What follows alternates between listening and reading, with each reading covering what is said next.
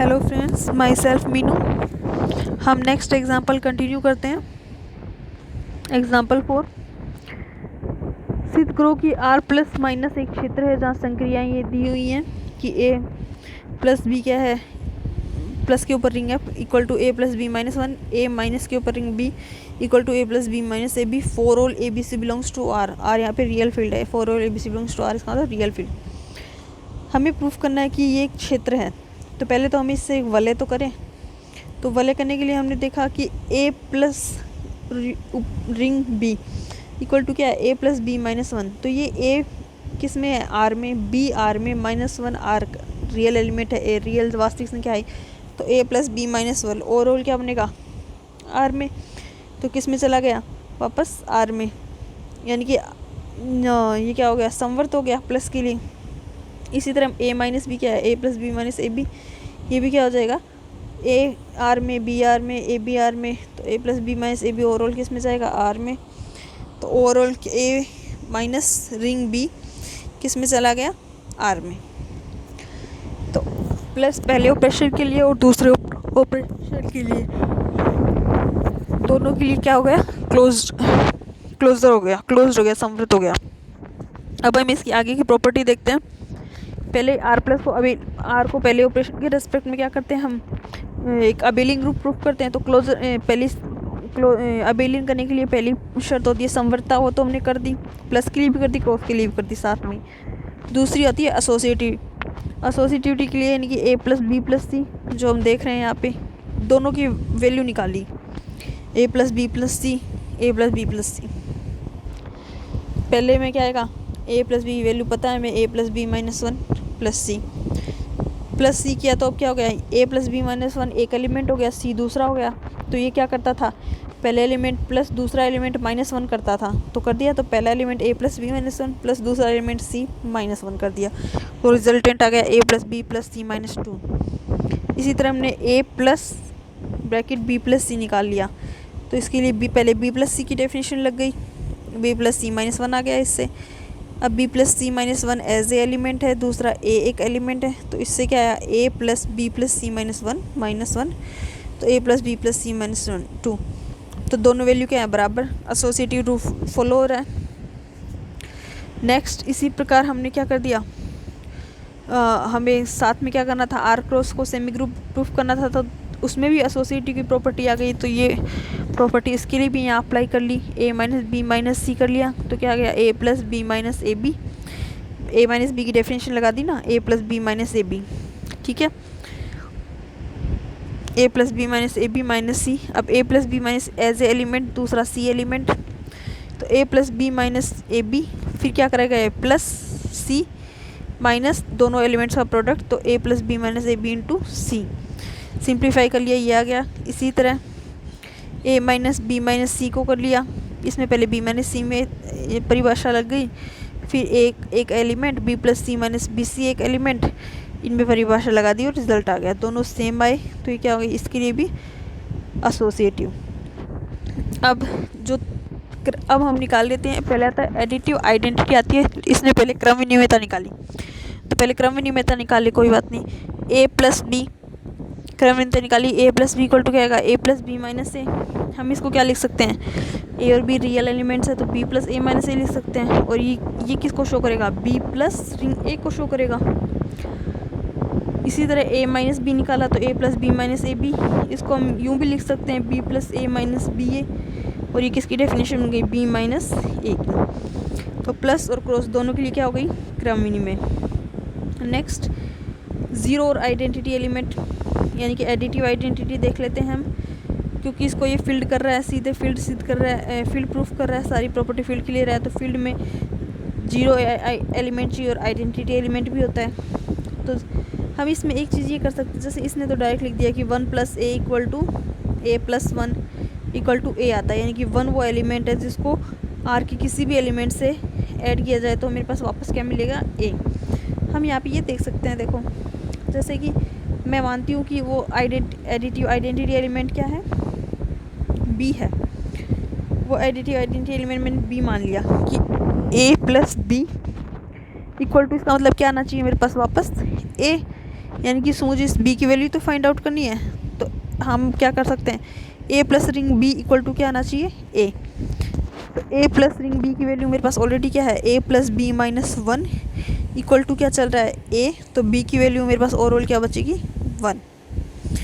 तो यहाँ पे हम 1 बच गई, वही इसने यहाँ पे किया है कि 1 प्लस ए इक्वल टू क्या शो कर दिया, A plus 1 equal to A plus 1 मैंने, यानी कि 1 और 1 हमें पता है आर में बिलोंग करता है।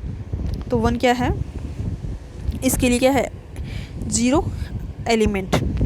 इसी प्रकार आइडेंटिटी एलिमेंट यानी कि दूसरे ऑपरेशन के लिए हम ऐसी आइडेंटिटी शो करें, दूसरे एलिमेंट के लिए आइडेंटिटी शो करने के लिए हम क्या करूँ, यानी कि A minus B equal to क्या आना चाहिए मेरे पास, रिंग बी इक्वल टू क्या आना चाहिए, ये किसके इक्वल आना चाहिए, इक्वल टू क्या आना चाहिए, ए। तो हम क्या करते हैं, इक्वल टू ए करूँ तो मेरे पास क्या आएगा, ए माइनस रिंग बी की वैल्यू ऑलरेडी क्या है, A plus B minus A B equal to मैंने क्या कर दिया, ए। तो मेरे पास बी की वैल्यू यहाँ पे क्या आएगी, 0। देखो बी की वैल्यू तो फाइंड आउट करिए, मैं वो एलिमेंट बी तो मान रही हूँ कि ए माइनस वो एलिमेंट मान लिया मैंने बी है, जिसको करने पे वापस मुझे क्या मिल रहा है, ए मिल रहा है। तो ए माइनस रिंग बी, इसकी वैल्यू तो मेरे पास already A plus B minus A B है इक्वल टू इसकी वैल्यू ए ली, तो बी का मान निकालूंगी तो क्या आएगा, 0। और यही मुझे फाइंड आउट करना था। तो यहाँ पे इसने डायरेक्ट ले लिया कि 0 माइनस ए इक्वल टू क्या किया, ए माइनस 0 इक्वल टू इसकी वैल्यू क्या आती है, ए। इसका मतलब यहाँ पे जो आइडेंटिटी एलिमेंट क्या है मेरे पास, 0।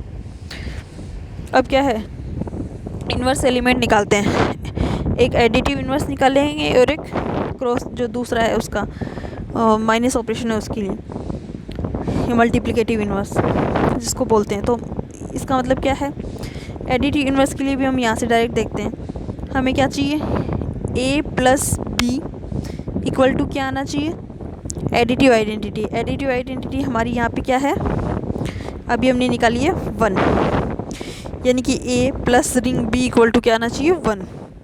तो मैं बी की वैल्यू फाइंड आउट कर लूँ, वो क्या होगा, एडिटिव इन्वर्स।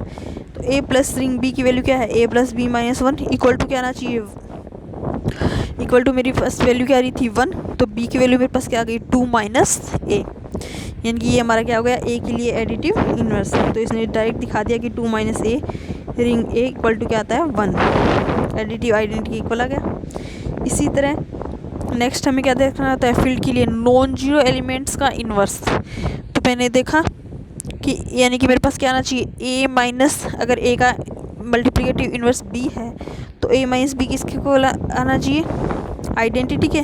आइडेंटिटी है मेरे पास यहाँ पे 0, यानी कि A minus B equal to मैं क्या, A minus ring B equal to क्या लिया, 0। ए माइनस रिंग बी की वैल्यू है मेरे पास A plus B minus A B equal to मैं क्या लेके चलूँ, 0। इससे मेरे को बी की वैल्यू फाइंड आउट करनी है, तो बी की वैल्यू आएगी मेरे पास ए अपॉन ए माइनस 1। और ये किस में जाना चाहिए, आर में। तो ये आर में होगा, कब होगा, सिर्फ ए नॉट इक्वल टू 1 हो। तो ए तो 1 वैसे ही नहीं हो सकता क्योंकि नॉन जीरो एलिमेंट लेने हैं। नॉन जीरो एलिमेंट मतलब सिर्फ जीरो एलिमेंट को छोड़ दो, यानी कि ए मैं 1 ले ही नहीं सकती, किसी जीरो एलिमेंट मेरे पास यहाँ पे क्या है, 1। तो 1 को तो मैं ले ही नहीं सकती, तो यानी कि ए नॉट इक्वल टू 1 रहेगा हमेशा। तो इसका मतलब ए अपॉन ए माइनस 1 हमेशा किस में बिलोंग करेगा, आर में। तो ये क्या हो गया हमारे पास, इस एलिमेंट का भी क्या मिल गया, यानी कि हर नॉन जीरो एलिमेंट का हमारे पास क्या मिल गया, इन्वर्स एलिमेंट।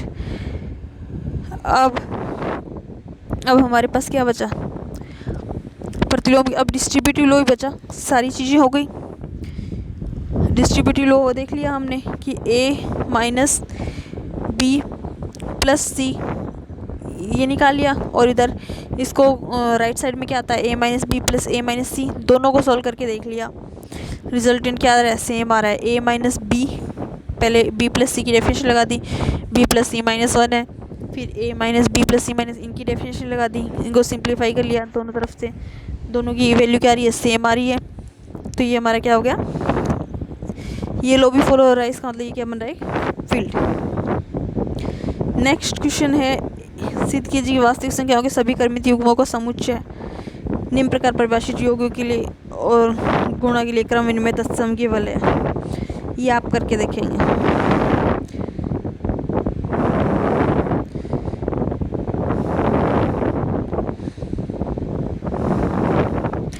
नेक्स्ट हमारा क्वेश्चन है, सिद्ध कीजिए कि 0 1 पर परिभाषित सभी वास्तविक फलनों का समुच्चय S निम्न परिभाषित फलनों के योग और गुणा के लिए एक क्रम विनिमय तत्सम की वलय है। यानी ये दे रखा है f plus G X equal to F X plus, ये हमें परिभाषित कर रखा है वास्तविक फलन के लिए। तो हमने मान लिया, हमने वो सेट S मान लिया जो 0 1 पर परिभाषित सभी वास्तविक फलनों का समुच्चय है। ठीक है, यानी कि वैल्यू वास्तविक फलन, ये रियल वैल्यूड फंक्शन क्या होते हैं, वो फंक्शंस जो हमें क्या दें, रियल वैल्यू दें। यानी कि f को x पे अप्लाई करने पे, यानी कि एफ एक्स की जो वैल्यू आए वो एक रियल वास्तविक संख्या है, वो क्या है, रियल वैल्यूड फंक्शन। तो F G belongs to S है, यानी कि एस वो सेट वास्तविक फलनों का समुच्चय है ना, एस। तो एफ जी यानी कि ये दोनों फलन वास्तविक फलन मान इस समुच्चय एस में है, इसका मतलब एफ एक्स और जी एक्स मेरे पास क्या आएगा, एक रियल संख्या। F X G belongs to R, for all X belongs to 0 1, ये 0 1 पे परिभाषित है ना, तो 4 ऑल एक्स बिलोंग्स टू 0 1। अब हम जानते हैं कि मुझे क्या प्रूफ करना है, पहले क्लोजर दोनों के लिए। भाई इस S को मेरे को एक क्रम विनिमय तत्सम की वलय प्रूफ करना है, तो R प्लस को क्लोजर करना है, सॉरी R प्लस को अबेलियन करना है, R को सेमी करना है। तो दोनों में क्लोजर प्रॉपर्टी तो आती है, तो R प्लस दोनों में क्लोजर प्रॉपर्टी मैं प्रूफ करूँगी। तो यानी कि 2 एलिमेंट मानूंगी F और G में। अगर मैं F प्लस जी को S में प्रूफ कर देती हूँ और F G को भी S में प्रूफ कर दी तो क्लोज हो जाएगा, तो क्लोज समवर्तता आ जाएगी। तो F प्लस जी S में कब जाएगा, जब F प्लस जी को F प्लस जी एक्स की जो उसको x पे ऑपरेट करने पे जो वैल्यू आए वो क्या हो, रियल वैल्यूड फंक्शन, यानी कि उससे जो वैल्यू है वो एक वास्तविक संख्या है, तो ये भी रियल वैल्यूड फंक्शन बन जाएगा। तो f प्लस जी एक्स की हमें परिभाषित कर रखा है, क्या होता है, F X plus G x. f पहले से s में था, g पहले से s में था, तो एफ एक्स भी s में था, एफ एक्स भी रियल संख्या थी, जी एक्स भी रियल संख्या थी, रियल नंबर था। दो रियल नंबर को जोड़ते हैं तो हमें रियल नंबर मिलता है। F X plus G x भी क्या होगा, रियल, यानी कि तो ऑटोमेटिक f प्लस जी किस में चला गया, s में। इसी तरह एफ जी को x s में प्रूफ करने के लिए वही एफ जी एक्स की वैल्यू निकाली, तो एफ एक्स जी एक्स आती है, दोनों वास्तविक संख्या हैं, गुणा भी वास्तविक संख्या आएगा, तो एफ जी भी किस में चला गया, s में। तो हमारे पास क्या हो गया, दोनों क्या हो गया, s में द्वि मतलब s में क्या हो गया, समवर्त। इसी तरह हम क्या करते हैं, वास्तविक संख्या नॉर्मल, जैसे मैंने इसमें जो प्लस और क्रॉस को जैसे हमने अभी दिखाया कि ये मतलब कि समवर्त है, उसी तरह हम इसको क्या कर प्रूफ कर सकते हैं, सहचारी एसोसिएटिव भी शो कर सकते हैं। F plus G plus H निकालूँ, F plus G plus H निकालूँ, वैल्यू क्या आएगी, overall F X plus G X plus H X, actual में तीनों का योग ही तो आएगा, जो कि क्या आएगा, सेम रहेगा। तो ये क्या होगा, सहचारी। इसी तरह तीन संख्याओं का, वास्तविक संख्याओं का गुणा भी क्या होता है, सहचारी होता है। तो एफ प्लस जी, ये प्लस और क्रॉस दोनों के लिए क्या होगा, सहचारी नियम का पालन। दोनों की प्लस और दोनों के लिए क्लोजर और एसोसिएटिव एक साथ कर दी। अब एडिटिव आइडेंटिटी, एडिटिव आइडेंटिटी हम जानते हैं, सॉरी पहले क्रम विनिमयता कर लेते हैं, तो दोनों के लिए जो प्रॉपर्टी सेम है दोनों के लिए। तो हम जानते हैं एफ प्लस जी निकालो या जी प्लस एफ निकालो, वैल्यू सेम आई, क्योंकि वास्तविक संख्याएं आपस में क्या करती हैं, गुणा और प्लस के लिए क्या करती हैं, क्रम विनिमय का पालन, इसलिए क्या आएंगे, सेम। अब एडिटिव आइडेंटिटी पे आते हैं।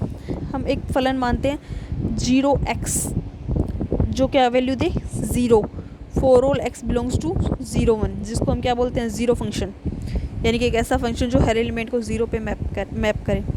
तो ये फंक्शन ऐसा है, ये एक वास्तविक फलन है, 0 दे रहा है, ठीक है।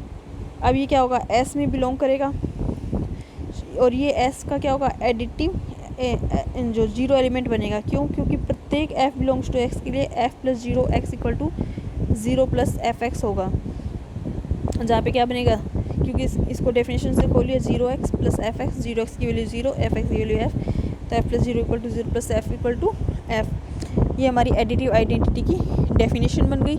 तो उससे हमारे पास क्या मिल गया, 0 फंक्शन क्या हो गया, एडिटिव आइडेंटिटी हो गई। इसी तरह मैं दूसरा फंक्शन मान लेती हूँ ई एक्स इक्वल टू 1, यानी कि एक ऐसा फंक्शन जो हर एलिमेंट को 1 पे मैप कर रहा है। 1 एक रियल वैल्यू है, तो ये भी एक रियल वैल्यू फंक्शन है, और x बिलोंग्स टू 0 1 के लिए मान लेती हूँ मैं इसको। तो मेरे पास ये भी क्या होगा, ये क्रॉस की जो दूसरा ऑपरेशन है उसके लिए क्या होगा, मेरे पास आई वो होगा, सॉरी, आइडेंटिटी एलिमेंट हो जाएगा, यानी कि क्योंकि ई एफ एक्स क्या आ जाएगा, एफ ई एक्स, दोनों को अलग अलग खोलना है, F X F E X की वैल्यू 1 और E F F equal to F. तो ये हमारी मल्टीप्लिकेटिव आइडेंटिटी की डेफिनेशन हो गई। तो ये हमारे पास क्या हो गया, multiplicative identity. Next additive inverse. हम जानते हैं कि अगर एफ एस में है तो माइनस एफ भी क्या होगा, एस में ही होगा भाई। एफ एस में होने का मतलब क्या है, एफ एक्स क्या एक रियल वैल्यू है, और माइनस एफ एक्स क्या आएगा, माइनस एफ एक्स भी क्या आएगी, एक रियल वैल्यू आएगी, माइनस का ही तो फ़र्क आएगा बस, तो वो भी एक रियल वैल्यू आएगी। तो अगर ये एस में है तो माइनस एफ भी क्या होगा, एस में होगा। किस तरह डिफाइन होगा कि minus F X equal to minus F X. हम देखते हैं कि minus F plus X, X equal to क्या होता है, एफ माइनस एफ एक्स, दोनों को खोल दिया, F X plus minus F X की वैल्यू रख दी, इक्वल टू क्या आ गया, 0, एडिटिव आइडेंटिटी इक्वल। तो ये क्या हो गया, ये तो गया एडिटिव इन्वर्स। अब लास्ट प्रॉपर्टी आती है इसकी डिस्ट्रीब्यूटिव लो। तो एफ जी प्लस एच एक्स निकाल लिया, इसको खोल लिया, पहले एफ को एक एलिमेंट, जी प्लस एच को दूसरा एलिमेंट, तो F X dot G plus H X G plus H में खोल दिया। नॉर्मली वास्तविक संख्याएं हैं, बंडतर रूल से खुल गई। अब इसको एफ जी कंबाइन करके एक्स लिख सकते हैं, प्लस एफ एच एक्स लिख सकते हैं। इसमें हम देख सकते हैं कि डिस्ट्रीब्यूटिव लो फॉलो हो रहा है। तो इस प्रकार ये क्या है, commutative ring, commutative ring with unity.